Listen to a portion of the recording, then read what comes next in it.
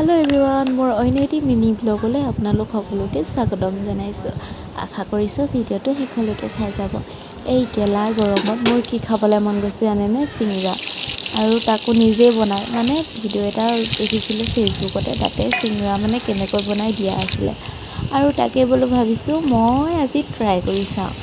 আৰু ঘৰত ট্ৰাই কৰাটো মানে এটা আমেজটোৱে সুকীয়া নহয় জানো।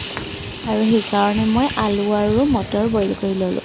বইল কৰি এয়া মছলাখিনিৰ কাৰণে যিহেতু লাগিব চিংৰাৰ কাৰণে, আৰু মানে ইয়াতে মই ৰচুন, আদা, তাৰপিছত এয়া গৰম মছলা আৰু পিঁয়াজো দিছোঁ দেই। গৰম মছলা, তাৰপিছত এয়া ধনিয়া পাউডাৰ, আৰু একেবাৰে লাষ্টত দিছিলোঁ চিকেন মছলা।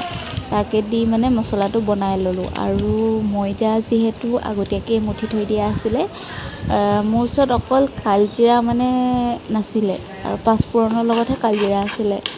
আৰু উপায় নাই যিহেতু সেই তেনেকৈয়ে দি দিলোঁ আৰু মানে পাঁচফোৰণকে। আৰু এয়া দেখিছেনে, গৰমত ঘামি জামি অৱস্থা বেয়া। আৰু এতিয়া চিংৰা বনাবলৈ মানে লৈছোঁ। প্ৰথমতে এয়া ৰিফাইন অলপ সানি ল'লোঁ, আৰু এয়া বেলি লৈছোঁ। সৰু সৰুকৈ বেলিছিলোঁ, মানে চিংৰাটো সৰু সৰু আছিলে যে অকণমানি অকণমানি। আৰু এয়া বেলি লৈ, আৰু ইয়াত মাজতে মানে দুভাগ কৰি কাটি ল'ব লাগিব। ডাঙৰ চিংৰাটোতো তেনেকৈয়ে কৰে, কিন্তু মানে ডাঙৰ চিংৰাটোৰ কাৰণে অকণমান ডাঙৰকৈ বেলি লৈ এয়া মোৰ হস্ত উলিয়াই লৈ মানে কাটিবলৈ লাগি গ'লোঁ। তাৰপিছত এইটো অলপ মানে এইটো যদি পাকটো জানে নহয়, মানে চিংৰা মানে ধুনীয়া হয়। আৰু যোনটো মানে আমি দোকানত চিংৰা খাওঁ নহয়, একদম তেনেকুৱাই হয়। আৰু আপোনালোকে বাৰু চিংৰা ঘৰত বনাই খাই পাইছে নাই, মোক কমেণ্ট এটা কৰি জনাই দিবচোন।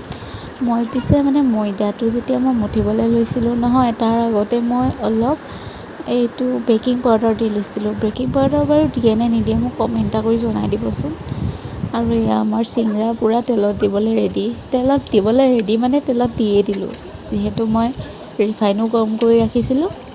এয়া দেখিছে ন, কি ধুনীয়া কালাৰ। কি ক'ব, মোবাইল ধৰি দিয়া মানুহ নাই যে, সেইকাৰণে মানে এনেকুৱা হৈছে, হিলি গৈছেগৈ। এখন হাতে পূৰা চিংৰা বনোৱাত আৰু এখন হাতে মোবাইল, সেইটোৱে আৰু। ফাইনেলি এই গেলা গৰমত চিংৰা ৰেডি, আৰু আপোনালোকেও ট্ৰাই কৰিব দেই।